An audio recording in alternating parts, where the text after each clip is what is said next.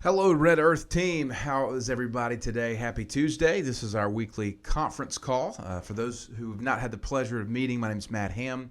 I'm the co-founder of Uprint, Faith and Personal Development, and we work exclusively with Red Earth as part of the culture development side of the team here to bring you guys some encouragement each week, hopefully some motivation and some perspective to really foster a culture of excellence among the team and the individual communities throughout the country here. So as I was telling some folks earlier, it's challenging for me sometimes to be in North Carolina and not having met all of you personally, and I don't know exactly what you're facing in your own lives, in your own communities, the challenges from business challenges to your personal challenges, family challenges, economic challenges, emotional challenges. The reality is there's a lot out there. And we know and stand by the reality that a healthy, whole organization is made up of healthy, whole individuals. And that's why we are a proponent of building excellence in the individual as a way to build excellence in the organization. And so today, I wanted to focus on maybe something that is not rah-rah, kind of go get them. It's a little bit of a different perspective, and it's about the concept of freedom. You know, here we are a few days away from July 4th, a day that we traditionally have celebrated freedom in our country, but all of that looks really unique now. It looks very different maybe than it did when we were kids and so forth.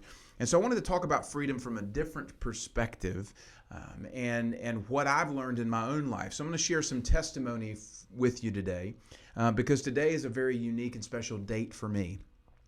2 years ago today was my final day in what I would call kind of the corporate sales world. I grew up always kind of wanting to be, in sales and the traveling salesman, winning trips and doing things. And that was kind of, who I wanted to be. And I remember when I first got into real estate sales, the frontline sales, I learned the business 20 some years ago down in Florida and worked in South Carolina, North Carolina, Florida in real estate sales and learned a lot there. And then I took all of that and began a career in insurance sales. And for 10 years, I was with North Carolina Farm Bureau Insurance, a captive insurance agency. And it was a very competitive environment. Insurance is very competitive. Within our own organization, it was very competitive. It was really tough. Everybody's kind of pitted against one another. Who sold this? Who sold that? How many's got more? And so I lived in that world for the better part of 15 years of my life. And it was pretty much everything I wanted it to be. I made fantastic money and had a great family. We were building our dream home. My sales career was booming. But I knew underneath that I was not fully functioning in who I was created to be, like my purpose, my why. Some of these big, like overarching thoughts that a lot of folks maybe don't even take the time to slow down and consider. For some reason, back in 2013, I was really wrestling with these things. And I knew when I looked in the mirror that there was more for me, more to do. It wasn't going to be, hey, I'm here for 20 years. This is what I'm doing and I'm okay. I knew that there was something more ahead, but I didn't really know what it looked like. And as I began writing and speaking, my book, which I've sent to most of the team here, Redefine Rich, was published as a way for, self-published as a way for me to begin to share my story and what I feel like the Lord had put on my heart. Started doing some corporate speaking, but I knew there was more. And so in 2016, when we partnered, my business partner and I, Kevin, to form Uprint, I knew that this was going to be the new path for me. And at some point, I was going to be forced to leave that old way, right? Leave something that I knew was no longer for me so that I could step into what was for me. I had to let go of what I wasn't and who I wasn't in order to become who it was I was supposed to be. And so within the context of freedom today and the pathway of freedom, I want to really share that testimony and say that true freedom requires that you let go of anything and everything that's keeping you bound to a certain ideal of the way that you're supposed to be. Like you have to let go of who you think you're supposed to be in order to be able to become who you were meant to be. And this is very important because I see so many. We work with a lot of different salespeople, individuals, and organizations, and so many folks are just running hard and running fast, and it's to my own strength. I'm going to be able to take care of this, and yet you see so many in that industry who are stressed, exhausted, financially strapped, challenges in their own lives, because it is a high stress environment if you function that way.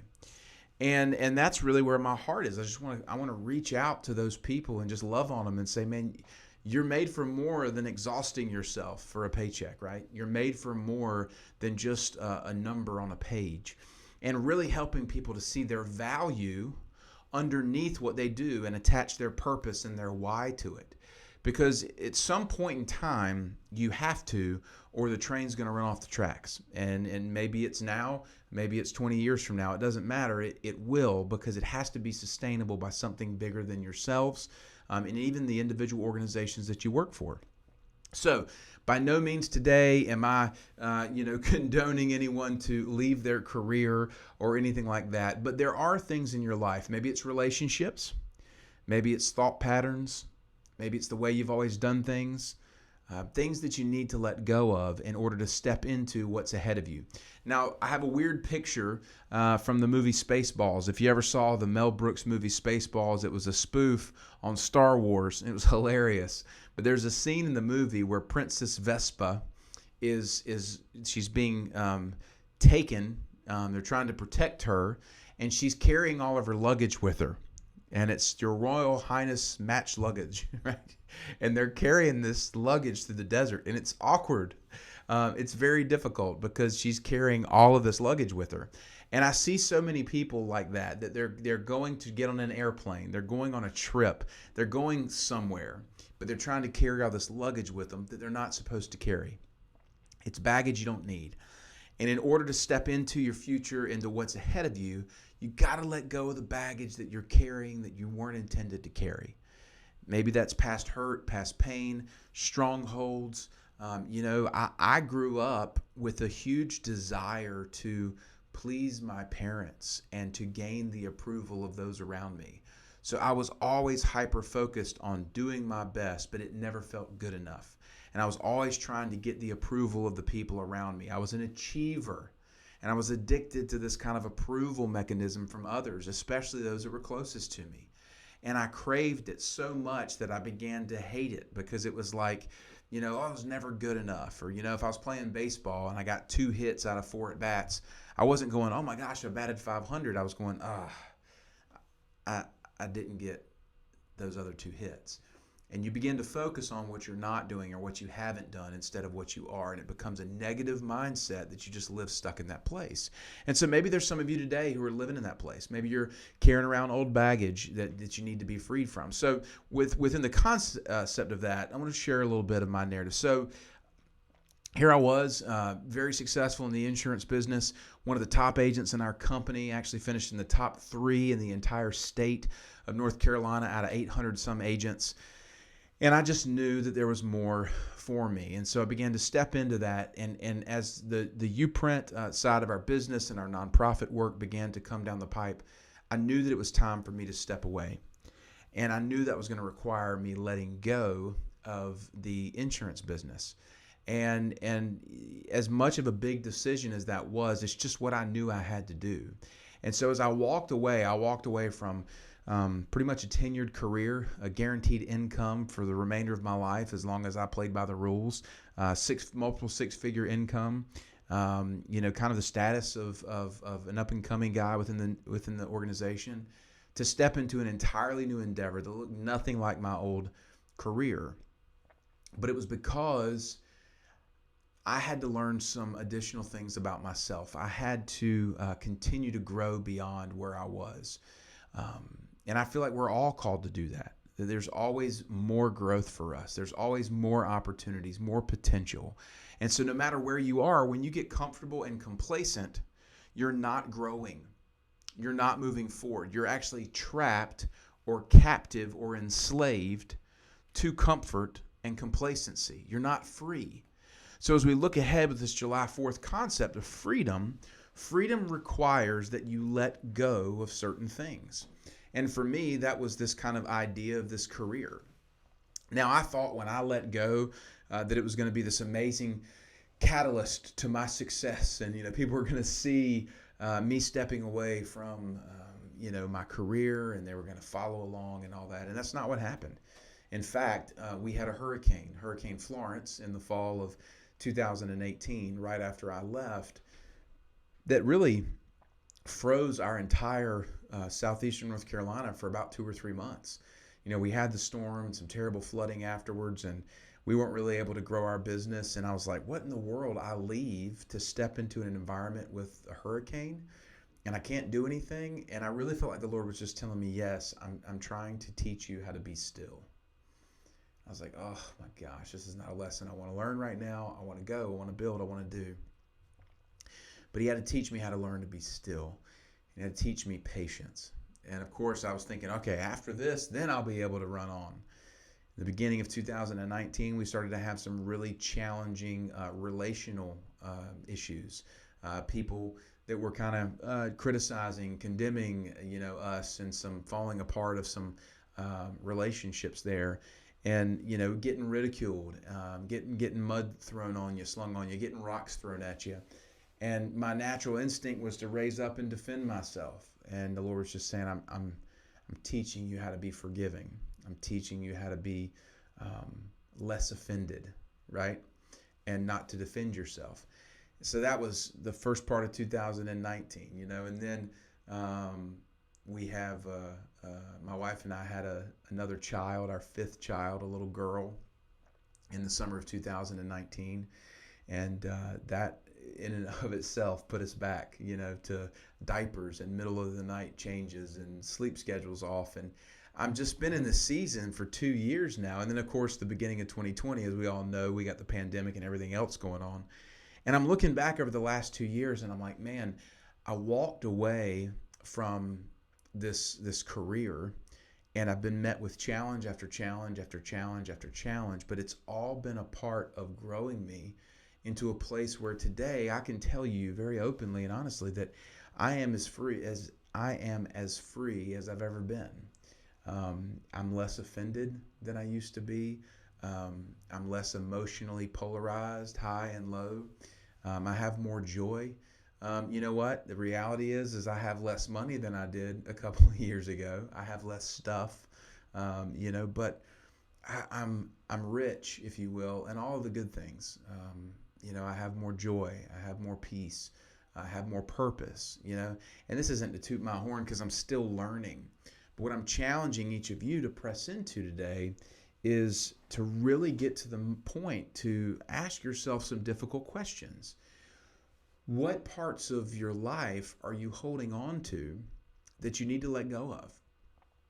And there could be a multitude, and it's okay. Once you have the courage to step into one, you'll have the courage to step into another and another and another. And so today I really want to challenge those of you to pause for a second and ask yourself this question. What is something in my life that I am holding on to that I need to let go of? What is something that I'm holding on to? This baggage that I'm carrying around, what is that that's keeping me from my fullest potential, my most excellent version of myself? And like I said, this isn't about leaving a career. For me, my identity was really found in my ability to be successful in my career. So I had to step away from that to step into a greater and better use of my time and energy and be freed, so that now as I run and operate our organization, our nonprofit, I can do so from a place of authenticity, not from a place of trying to get everybody's approval or finding my identity in that. And it's a much more peaceful space. And so the good news is that I believe that every single person within the sound of my voice is and was created with incredible purpose. That your DNA is literally bleeding with genius. That there is something inside of you that burns, that that you have to do. And if you don't know what it is yet, it's because you maybe haven't taken the time to seek it out. But when you begin to attach your daily life, your moments, the time that you've been given here on earth to pursuing the highest and best use of your time, energy, and resources, your excellence, your genius, and attach that to a greater purpose than yourself, man, I'm telling you, it's the most fulfilled thing that you can ever do with your life. And so today, the challenge question is what are you holding on to? Maybe what are you afraid of? What are the things that are standing in the way of you letting go so that you can step into what's ahead? And whatever that might be, just know that I'm here and available to walk through it with you in whatever way that might look like. That's what we do professionally. It's what I love doing with folks.